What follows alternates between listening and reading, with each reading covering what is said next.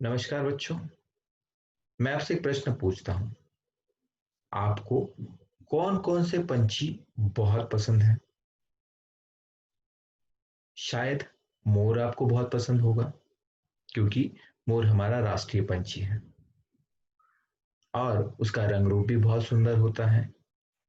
शायद आपको तोता पसंद होगा। तोता भी बहुत सुंदर दिखता है और आवाज भी मीठी होती है। शायद आपको कबूतर पसंद है। प्राचीन समय में कबूतर संदेशवाहक का काम करता था। या शायद हो सकता है आपको कोयल पसंद है क्योंकि कोयल बहुत सुंदर आवाज में गाती है, बहुत मीठे स्वर में गाती है और सबको अपनी ओर आकर्षित करती है। आज हम सुभद्रा कुमारी चौहान द्वारा रचित कोयल इस कविता को पढ़ेंगे और कोयल की विशेषताओं से रूबरू होंगे।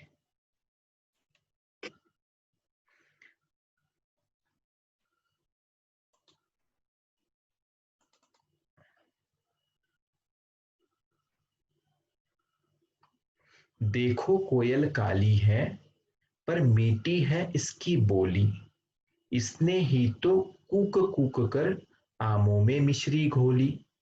कोयल कोयल सच बतलाना क्या संदेशा लाई हो, बहुत दिनों के बाद आज फिर इस डाली पर आई हो। बहुत दिनों के बाद आज फिर इस डाली पर आई हो। क्या गाती हो किसे बुलाती बतला दो कोयल रानी, प्यासी धरती देख मांगती हो क्या मेघों से पानी। अर्थात बच्चों की भावनाओं को व्यक्त करते हुए कवयित्री कहती है कि कोयल काली है पर उसकी बोली बड़ी मीठी है। इसी ने अपनी मीठी आवाज से आमों में मिश्री घोल दी है, अर्थात मिठास भर दी है।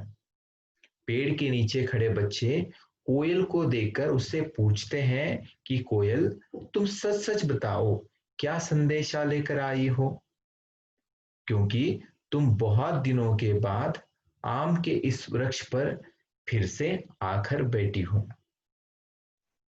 कोयल की मीठी आवाज बच्चों के मन को भाती है, इसलिए बच्चे कोयल को देखकर अपनी प्रसन्नता प्रकट करते हुए कोयल से पूछते हैं कि कोयल, तुम सच सच बताओ, कहीं तुम प्यासी धरती को देखकर मेघों से उसकी प्यास बुझाने के लिए पानी तो नहीं मांग रही हो। हमें भी तो बता दो कोयल रानी कि तुम क्या गाती हो और अपने गीतों से किसे बुलाती हो। आगे वाली पंक्तियां हैं।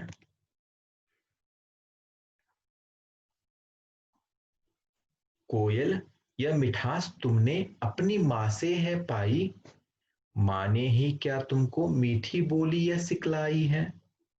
डाल डाल पर उड़ना गाना जिसने तुम्हें सिखाया है, सबसे मीठे मीठे बोलो यह भी तुम्हें बताया है। बहुत भली हो तुमने माँ की बात सदा ही मानी, इसलिए ही तो तुम कहलाती हो सब चिड़ियों की रानी। अर्थात कवयित्री बच्चों के मन की जिज्ञासा व्यक्त करते हुए कहती है कि कोयल इतनी मीठी आवाज क्या तुमने अपने माँ से पाई है? क्या उन्होंने ही तुम्हें मीठी आवाज में बोलना सिखाया है?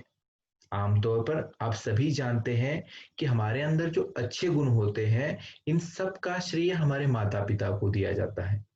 इसलिए हमेशा कोयल की तरह मीठी वाणी में बोलना चाहिए। हमेशा मीठी वाणी में एक दूसरे से वार्तालाप करना चाहिए। कोयल को उसके माँ ने ही सबसे मीठे बोल बोलना और डाल डाल पर उड़ना सिखाया है।